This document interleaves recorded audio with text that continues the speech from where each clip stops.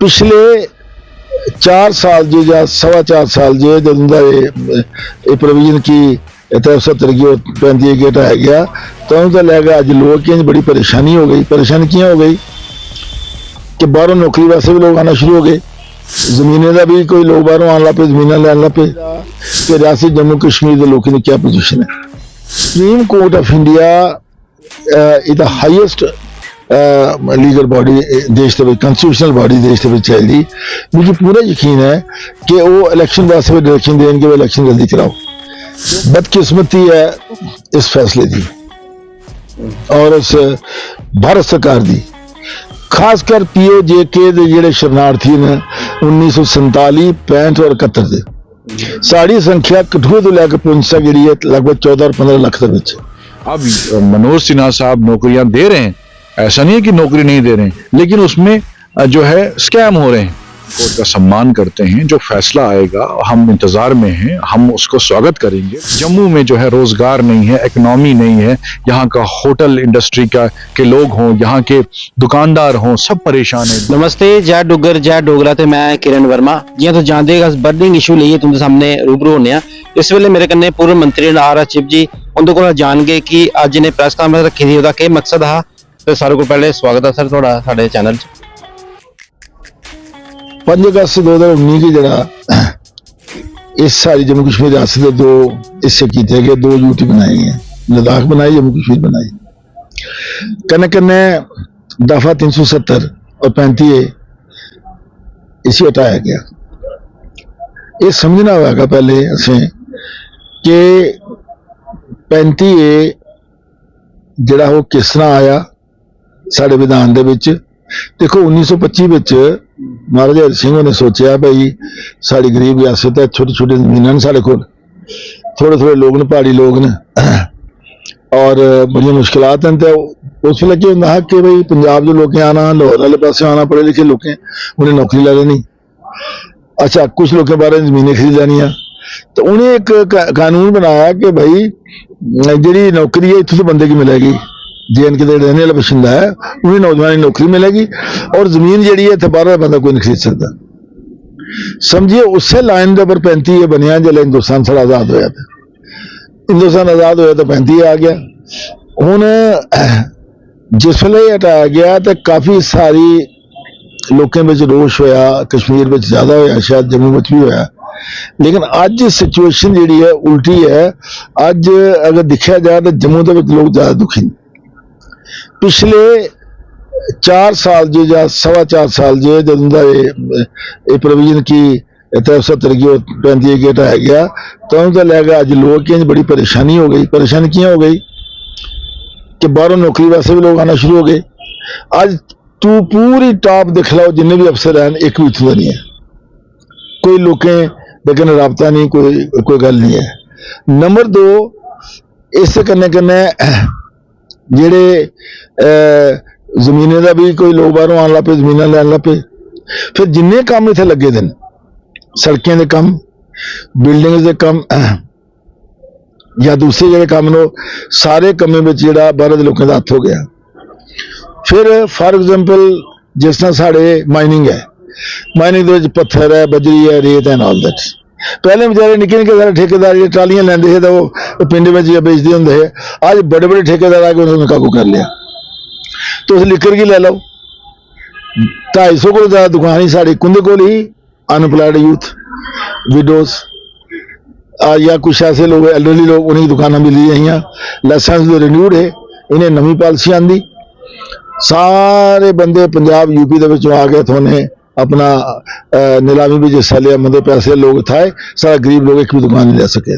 जी साहब ये दसो कि जियां मंडे की यदि हेयरिंग है 370 हटना या नहीं हटना है तो हुण माननीय अदालत के दिक्कत ते तुसीं क्या लगता कि क्या पूरी उम्मीदां हैं तुसीं कि ये हटेगा।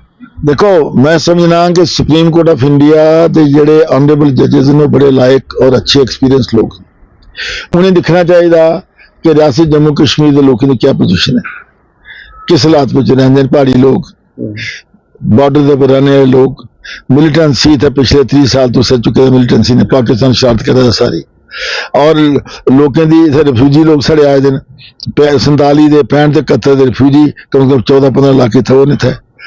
तो मेरा आखिर का मतलब यह है कि सुप्रीम कोर्ट के ऑनरेबल जजेस मैं समझना कि वो जरूर इस गल का ख्याल करनगे, कम से कम ख्याल करनगे भाई इत्थों की जमीन जी दोबारा तो नहीं लै, इत्थों दी नौकरियां ने बच्चों को रहन, इत्थों के कमकाज जो इत्थों लोगों लोकल बंदे दिते जान, बाहर के लोगों नहीं दिते जान। अगर इस किस्म का प्रोविजन लियानगे तो लोग उसी वेलकम करेंगे। मैं 370 की गल नहीं करता, 370 उस शेप च वापस आ जा, लेकिन इस तरीके कन्नै सुप्रीम कोर्ट का फैसला आया जो कन्नै जिहड़ियां लोकां दी मिनिमम रिक्वायरमेंट्स जिहड़ियां हैं, नौकरी हो गई, जमीन हो गई, कमकाज हो गया, वो लोगों को मिले। एक गल। दूसरा, supreme court of India is the highest legal body देश के कॉन्स्टिट्यूशनल बॉडी देश के चाहिए। मुझे पूरा यकीन है कि वो इलेक्शन वास्ते डायरेक्शन देंगे, वो इलेक्शन जल्दी कराओ, क्योंकि ये सरकार इलेक्शन टालती रही, one protect of the other. अज बहाना है, कल डिलिमिटेशन का बहाना, फिर सिक्योरिटी का बहाना, फिर इलेक्शन कमीशन का बहाना, ये टालते रहे। मैं समझना कि कम से कम इलेक्शन फौरन होनी चाहिए। तीसरी गल मैं आखना कि जरूर सुप्रीम कोर्ट ऑफ इंडिया सोचेगी कि भाई रियासत का जो स्टेटस है वो स्टेट का होना चाहिए, ਜਿਹੜਾ ਉਹ ਦਰਜਾ ਬਕਾਇਦਾ ਸਟੇਟ ਦਰਜਾ ਹੋਇਆ। तो ये गल्लां अगर करनगे तो लोग खुश होंगे, लोग वेलकम करेंगे। Otherwise also because we are law abiding people, साड़ी पार्टी का तुम्हें पता कि आजाद साहब जो साढ़े ऑनरेबल चेयरमैन ने, आजाद साहब का एक बड़ा गोल्डन पास्ट है, जिन्हें हमेशा हिंदू मुसलमान सिख ईसाई की गल की है, रियासत के लोगों की गल की है। और उस वेले भी उन्हें जिस वेले ये बिल लिया गया एब्रोगेशन का, उस वेले वो लीडर ऑफ अपोजिशन है राज्यसभा के, और उन्हें सख्ती कन्नै लोगों की रहनुमाई की और लोगों की गल की, सारे हिंदुस्तान के लोगों ने दसिया, सारी पार्लीमेंट की दसिया उन्हें। तो इस करके असीं एक्सपैक्ट करने कि बस सुप्रीम कोर्ट ऑफ इंडिया जी है, जी साड़ी उच्चतम न्यायालय है, वो जम्मू कश्मीर के लोगों की समस्या की दिखते हुए एक ऐसा फैसला करनगे कि लोगों का हक जाएगा। जी चीफ साहब तुसीं दसो साढ़े दर्शकों कि जियां हुण पिछले दिनों लोक सभा च साढ़े गृह मंत्री जिहड़े अमित शाह हो रहे हैं बिल लियांदा है कि रिजर्व कीतियां सीटां नॉमिनेट करिए उन्हें बनाया जाएगा, कश्मीरी पंडित और POJK वाले एक एक सीट, ਉਹਦੇ पर क्या आगे दस। बदकिस्मती है इस फैसले की और उस भारत सरकार की, खासकर POJK के जिहड़े शरणार्थी ने 1947, 65 और 71 के, साड़ी संख्या कठुआ तो लैके पुंछ तक जी है लगभग 14 और 15 लाख के, और एक सीट नॉमिनेट की जा रही है। Y nomination? कम से कम 8 सीटें ने देनी चाहिए यहाँ कि जो POJK के रिफ्यूजी इलेक्शन में लिया चाहिए उन्हें, और एक सीट दिया दें। मैं कश्मीरी पंडितों के खिलाफ नहीं, मैं कश्मीरी पंडितों वैसे पूरी हमदर्दी आएंगी, उनके कहना बड़ी ज्यादती हुई, अपने घर बार छोड़ना पाया और उनकी नौकरियां भी चले गई, बच्चे की भी नुकसान होया नाल दैट, लेकिन थोड़ी जी उनकी जनसंख्या उन्हें तो 2 सीटां दिया दो, POJK के लोगों एक सीट दिया दो। मैं टोटली इसे कंडेम करना और टोटली गलत है बिल्कुल। POJK के रिफ्यूजिंग की सीटां बताओ, मैं कहना तो कश्मीरी पंडित 2 की बजाय 4 करो, लेकिन असं 8 सीटां दो, तो असं लोगों का राइट क्यों डिनाई कर रहे हो तुस?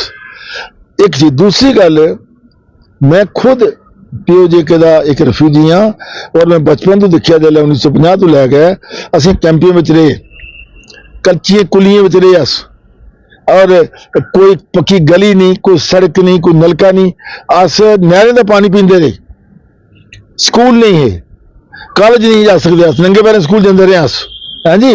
और असीं इन्हें नजरअंदाज किया और एक सीट देकर जो मजाक किया, और मैं कहना कि बदकिस्मती है and it's matter of shame, I can tell you कि only 1 seat for the refugees of POJK। अंत में क्या पूरी उम्मीद है कि साड़ी जी सुप्रीम कोर्ट ऑफ इंडिया जी है 370 पर न्याय करेगी? मैं तो उम्मीद रखना, इस करके उम्मीद रखना, मैं पहले ही आख्या कि सुप्रीम कोर्ट के जोड़े उस लैवल पर जो जजेस पुजते हैं by and large they are very wise people, बड़े अकलमंद लोग ने, बड़े सियाने लोग, बड़े सूझबूझ वाले लोग। जम्मू कश्मीर के हालात भी उनके सामने, बिल्कुल सामने जम्मू कश्मीर के हालात, और जम्मू कश्मीर की टोपोग्राफी भी उन्हें पता है, जम्मू कश्मीर के लोगों जो 30 साल सफर किया भी उन्हें पता है, पिछले 8 साल का गवर्नर रूल जो गुजरा दिया, केंद्र शासित बना उड़िया, सारी गल्लां उन्हें पता है। इस करके मैं समझना कि ऐसा फैसला देंगे जो लोगों की तसल्ली के मुताबिक होएगा, मुझे पूरी उम्मीद है। आर्टिकल 370 की सुनवाई सुप्रीम कोर्ट में है, अब जजमेंट भी आई है, आने वाली है और उसमें हमारी पार्टी के जो चेयरमैन आज के हैं, उस वक्त एलओपी थे वो, तो उन्होंने यही बात की कि 370 और 35A में तो पहले तो कश्मीर की पार्टी है जो नेशनल कॉन्फ्रेंस है, सबसे ज्यादा राज उन्होंने किया जम्मू कश्मीर में, तो खोखला कर दिया था 370 को। अब उसमें बचा था जमीन और नौकरियां, कि हमारी नौकरियां हमें मिले, हमारी जमीन हमें मिले। ये देश की ऐसी 9 राज्य हैं देश के जहां ये कानून अभी भी है कि बाहर का व्यक्ति जो है वहां जमीन नहीं खरीद सकता और बाहर का व्यक्ति वहां नौकरी नहीं कर सकता। आज आपने देखा होगा हाल ही में गवर्नर मनोज सिन्हा साहब के जो है निवास पे नागालैंड डे मनाया गया और नागालैंड में जो है जो नौकरियां हैं वो उनकी हैं, वहां तो सेपरेट झंडा भी है, सेपरेट कॉन्स्टिट्यूशन है और सेपरेट जो है नेशनल एंथम वहां नहीं गाते, वहां नागालैंड का अपना एक एंथम है वो गाते। तो इसलिए अगर वन नेशन वन लॉ की हम बात करते हैं, हमारा यही मानना है कि अगर जम्मू कश्मीर से आपने 370 हटाया, 35 से हटाया, तो आपने 9 बाकी राज्यों में क्यों रखा है वो कानून? नागालैंड में क्यों रखा है अभी तक? आप जम्मू कश्मीर में आपने यूटी बना दिया और गवर्नर साहब नागालैंड डे बना रहे हैं, हमारे यहां से स्टेटहुड छीन लिया और नागालैंड डे बना रहे हैं। तो ये बीजेपी की हिपोक्रेसी मुझे समझ नहीं आई। इसीलिए अगर बीजेपी ने जो दावे किए थे कि यहां आतंकवाद खत्म होगा, आप देख रहे हैं हर रोज कश्मीर में कोई ना कोई आतंकवादी घटना होती है। आज जम्मू में आप देखें, यहाँ पीर पंचाल, पुंछ, रजौरी में देखें, वहां डांगरी में जो निहत्थे लोगों का कत्ल किया गया, सिक्योरिटी फोर्सेस हो, आम शहरी हो, उनमें कत्ल किया गया। तो मिलिटेंसी जो है खत्म नहीं हुई है, मिलिटेंसी बढ़ी है। अगर रोजगार की बात करें तो युवा आज सड़कों पे है, उनके ऊपर लाठी बरसाने का काम भाजपा कर रही है। हमारे कश्मीरी पंडित भाई बहन जो दावा बीजेपी कर रही थी कि भाई 370 हटेगा तो कश्मीरी पंडितों को हम वापस कश्मीर में बसाने का काम करेंगे, तो अभी तक मैं पूछना चाहता हूं उनसे कि कितने कश्मीरी पंडित जो है कश्मीर में आपने बसाए हैं? तो जमीन पे बीजेपी जो है वो काम नहीं कर पाई जो उन्होंने दावा किया था। मैंने भी नेशनल मीडिया में हर जगह ये बात की कि आप ये फैसला लेके आप आग में हाथ डालने का काम कर रहे हो। तो आपको देखना चाहिए कि आज जो हमारे युवा हैं 12 लाख से ज्यादा जो है ड्रग्स में इन्वॉल्व हो गए हैं। तो जमीन पे लोग खुश नहीं हैं। आप आज जम्मू की मैं बात करूं, आप कनक मंडी जाइए, रघुनाथ बाजार जाइए, वहां के किसी भी दुकानदार से पूछिए क्या वो खुश हैं। यहाँ दरबार मुंह होता था, दरबार मुंह 6 महीने जम्मू होता था, 6 महीने कश्मीर में होता था। तो यहाँ कश्मीर के लोग आते थे, यहाँ इकोनॉमी जो है रोजगार बढ़ता था, इकोनॉमी बूस्ट होती थी, यहाँ के दुकानदारों को फायदा मिलता था, यहाँ के होटल चलाने वालों को फायदा मिलता था, वो खत्म किया गया। तो इसलिए काफी नुकसान यहाँ के लोगों को हुआ, कोई खुश नहीं है। तो हम चाहते हैं कि सुप्रीम कोर्ट जो है सबसे पहले जो हमारे राइट्स हैं वो वापस करे और स्टेटहुड हमारा वापस होना चाहिए और जल्द से जल्द इलेक्शन होने चाहिए ताकि जम्मू कश्मीर के लोगों को हक मिलना चाहिए कि वो अपने नुमाइंदे को चुने और सरकार बनाए। क्या आपको लगता है कि ये जो उच्च न्यायालय हमारी है जम्मू कश्मीर के लोगों के हित के लिए आएगी सामने, जैसे मंडे को हेयरिंग है इसकी? देखिए, जो जमीनी जो अगर सिचुएशन हम देखें तो जैसे मैंने पहले भी कहा, चाहे जम्मू के लोग हों चाहे कश्मीर के लोग हों, आज आप देखिए हमारी मील्स जो हैं जम्मू में आज 2 या 3 मील हैं। पहले यहाँ 150 से ज्यादा अपनी मिल्स होती थी। यहाँ जो रेत निकलती थी, यहाँ जो आज कॉन्ट्रैक्ट्स यहाँ के लोकल लोग करते थे, आज बाहर के लोग आ रहे हैं, उनको कॉन्ट्रैक्ट दिया जा रहा है। जम्मू के लोग तो पीछे हो गए। यहाँ बाहर के लोग जो हैं जो कॉन्ट्रैक्ट्स ले रहे हैं, बड़े बड़े ठेके बाहर के लोग ले रहे हैं। आज हमारे छोटे से काम जो है बाहर के लोग कर रहे हैं, जम्मू के लोग पीछे हो गए। ऐसे ही कश्मीर में आज आप जाइए कश्मीर में और देखिए वहां बेरोजगारी कितनी बढ़ गई है, इकोनॉमी हमारी खत्म हो गई है। अब जो मुद्दे इन्होंने रखे थे कि भाई आतंकवाद खत्म होगा, रोजगार मिलेगा, नौकरियों की अगर मैं बात करूं तो नौकरियों के दावे किए जाते थे कि पहले मुर्मू साहब आए, उन्होंने बोला कि 1 लाख नौकरी मिलेगी, उन्होंने एक्सपेरिमेंट किया, वो चले गए, गायब हो गए यहां से। फिर सत्यपाल मलिक साहब आए, आज उनका स्टैंड ही चेंज है। पहले वो बोलते थे मैं इतनी नौकरियां दूंगा, अब मनोज सिन्हा साहब नौकरियां दे रहे हैं। ऐसा नहीं है कि नौकरी नहीं दे रहे हैं, लेकिन उसमें जो है स्कैम हो रहे हैं, घोटाले हो रहे हैं। हमारा युवा जो है, बहुत से युवाओं को मैं मिला, उन्होंने कहा जनाब एक फॉर्म जो है 500-500 का हम भर रहे हैं, लेकिन 2 महीने के बाद हम देखते हैं उसमें घोटाला हुआ है। तो 500 को अगर कैलकुलेट आप करें तो कितनी इकोनॉमी बनती है, कितना रेवेन्यू जनरेट होता है। तो उनको वो पैसा तो वापस दे दो, नौकरी तो नहीं दे सकते हो, फार्मों के पैसे तो वापस कर दो।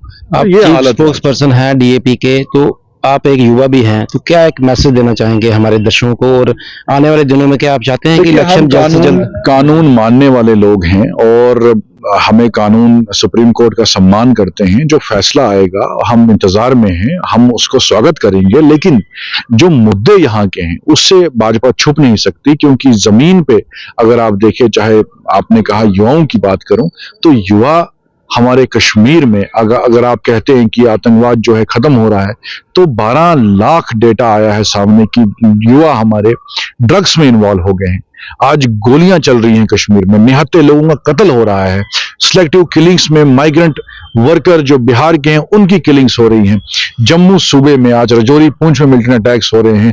जम्मू में जो है रोजगार नहीं है, इकोनॉमी नहीं है, यहाँ का होटल इंडस्ट्री के लोग हों, यहाँ के दुकानदार हों, सब परेशान हैं, दुखी हैं, नौकरियां नहीं मिल रही हैं। इसलिए सरकार को चाहिए इन इश्यूज पे काम करे, और जो सुप्रीम कोर्ट का फैसला होगा हम उसको सपोर्ट उसको यकीन भी हमें है कि भाई सुप्रीम कोर्ट हमारे पक्ष में फैसला लेगा, और जो फैसला होगा हम उसको एक्सेप्ट करेंगे। शुक्रिया जी। जैसे आपने सुना कि चीफ स्पोक्स पर्सन डीएपी के सलमान जी थे हमारे साथ। इनका कहना है कि सुप्रीम कोर्ट हमारा जो भी फैसला लेगी 370 और 35A को लेके जम्मू कश्मीर के लोगों के हित के लिए आएगी। सुना कि पूर्व मंत्री आर एस चिब्बो साढ़े कन्ने हैं, इंदा पूरी उम्मीद है कि ਜਿਹੜੀ ਸਾਡੀ ਉੱਚ ਨਿਆਲੇ ਹੈ ਉਹ ਸਾਡੇ ਜੰਮੂ ਕਸ਼ਮੀਰ ਦੇ ਲੋਕਾਂ ਵਾਸਤੇ ਹਿੱਤ ਵਾਸਤੇ के सामने आएगा। ਜਿਹੜਾ सोमवार इंदा ਜਿਹੜਾ फैसला होना 370 और 35A के लिए, तो पूरी उम्मीद है कि जम्मू कश्मीर के लोगों के हित च हो गए फैसला। तो फिर मिल गए कोई और विषय के लिए। नमस्ते।